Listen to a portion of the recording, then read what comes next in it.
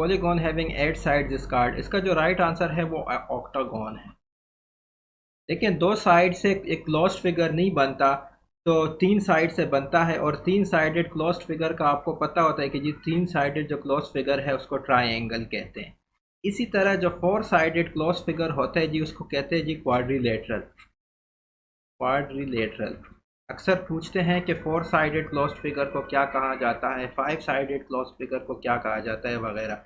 Five sided जो closed figure है जी उसको कहते हैं पेंटागॉन। इसी तरह सिक्स साइडेड जो क्लोज्ड फिगर होता है जी उसको कहते हैं हेक्सागॉन। इसी तरह सेवन साइडेड क्लोज्ड फिगर को जी कहते हैं हेप्टागॉन। इधर आपसे एट साइडेड का पूछा गया तो एट साइडेड को कहते हैं ऑक्टागॉन। इसी तरह नाइन साइडेड को क्लोज्ड फिगर को कहते हैं जी नेनागॉन। और टेन साइडेड क्लोज्ड फिगर को कहते हैं जी decagon. Next question, the circumference of a circle is 2 pi find the area. हमें पता है कि जो सर्कमफेरेंस ऑफ अ सर्कल है वो है 2 पाई आर के बराबर, और इधर वो गिवन है 2 पाई, तो मतलब ये है कि आर इक्वल है जी 1 के। सही। तो अब मैंने एरिया फाइंड करना है, तो area of a circle is equal to pi r square. तो इधर मैं आर की जगह 1 पुट करूंगा तो ये पाई इंटू 1 स्क्वेयर, तो ये हमारे पास पाई आ जाएगा। तो एरिया इस सर्कल का क्या है, वो है हमारे पास पाई।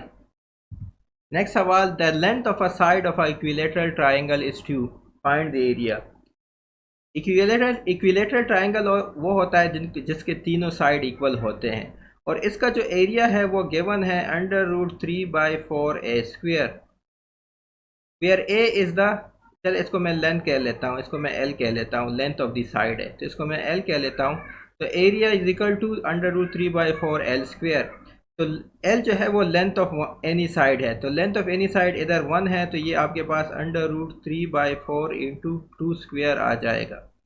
तो ये दो आपस में कट जाएंगे और आपके पास जो एरिया है वो आपके पास √3 आ जाएगा। नेक्स्ट सवाल, a triangle having no equal sides and no equal angles is known as. देखिए जो ट्राइंगल होता है जिसके कोई इक्वल साइड या इक्वल एंगल नहीं होते, उसको कहते हैं जी स्केलेन ट्राइंगल। इक्विलेटरल ट्राइंगल वो होता है जिसको तीनों तीनों साइड्स इक्वल होते हैं, तीनों एंगल्स और तीनों साइड्स इक्वल होते हैं। आइसोसेलेस ट्राइंगल वो होता है जिसके दो साइड्स इक्वल होते हैं, और स्केलेन ट्राइंगल वो होता है जिसका कोई साइड इक्वल नहीं होता। राइट ट्राइंगल वो होता है जिसमें 90 डिग्री का एंगल होता है। इसका जो राइट आंसर है वो आपके पास स्केलेन ट्राइंगल है। Parameter of a rectangle with base B and height h is given as. इसका जो राइट आंसर है वो है 2 इंटू एच प्लस बी, क्योंकि फॉर एग्जांपल अगर आपके पास ये h है ये b है, तो parameter sum of all sides को कहते हैं। तो ये आपके पास होगा h, इधर भी h है इधर भी b है, h plus b plus b, which is actually equal to 2 into H plus B. इसका राइट आंसर आपके पास ये है। नेक्स्ट सवाल, the exterior angles of any polygon sum up to.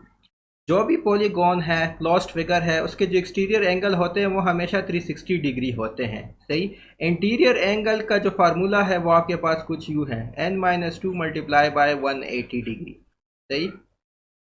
तो अगर आपके पास इंटीरियर एंगल का पूछा गया है तो आपको ये फार्मूला यूज़ करना पड़ेगा, where n is equal to number of sides. सही।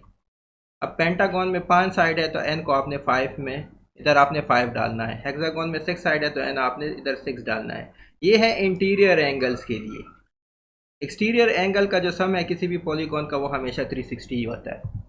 नेक्स्ट सवाल, the angle of a triangle are 3x 2x minus 5 and 4x minus 11, the value of x 6। अच्छा हमें पता है कि sum of the angles of the triangle is 180 degree. तो इन दोनों को हम सम करेंगे, क्योंकि ये तीनों को हम सम करेंगे क्योंकि ये तीनों जो है ना वो एंगल्स ऑफ ट्राइंगल है। तो हमारे पास होगा 3x plus 2x minus 7 plus 4x minus 11 is equal to 180 degree. तो ये आपके पास आ जाएगा 9x माइनस 7 और 11, माइनस 7 और माइनस 11 आपके पास माइनस 18 आ जाएंगे, तो ये आपके पास 180 आ जाएगा। तो ये 9x 18 उधर शिफ्ट हो जाएगा, तो 180 प्लस 18 आपके पास 198 आ जाएगा। अब आपने क्या करना है कि दोनों को 9 पे डिवाइड करना है। तो 198 डिग्री डिवाइड बाय 9, आपके पास जो इसका आंसर आएगा वो आपके पास 22 आएगा। तो x की क्या वैल्यू है वो आपके पास 22 डिग्री है। सही। नेक्स्ट सवाल, which of the following two angles are classified as complementary. Complementary angles वो होते हैं जिनका सम 90 डिग्री होता है। अब आपने इसमें वो एंगल्स ढूंढने हैं जिसका सम 90 हो। ये देखिए 65 प्लस 25 आपके पास 90 आ जाता है, तो ये इसका आंसर है। इनका सम 100 है तो ये कम्प्लीमेंट्री नहीं है। इसका सम 180 है तो ये कम्प्लीमेंट्री नहीं है। बाय द वे ये सप्लीमेंट्री है। सप्लीमेंट्री एंगल्स होते हैं जिसका सम 180 होता है, और 50 और 80 का सम 80 डिग्री है तो ये भी कम्प्लीमेंट्री नहीं है। तो कम्प्लीमेंट्री एंगल्स आपके पास ऑप्शन ए है। Dash angle sum up to 180 degree. जो एंगल्स का सम 180 डिग्री होता है उसको कहते हैं जी सप्लीमेंट्री एंगल्स। नेक्स्ट सवाल, an angle which is larger than 180 degree and less than 360 degree is classified as. उसको कहते हैं जी रिफ्लेक्स एंगल। ऑब्ट्यूस एंगल जो होता है ना वो ग्रेटर देन 90 डिग्री होता है और लेस देन 180 डिग्री होता है। सही। एक्यूट एंगल जो होता है वो ग्रेटर देन 0 डिग्री होता है और लेस देन 90 डिग्री होता है। रिफ्लेक्स एंगल जो होता है वो ग्रेटर देन 180 डिग्री होता है और लेस देन 360 डिग्री होता है।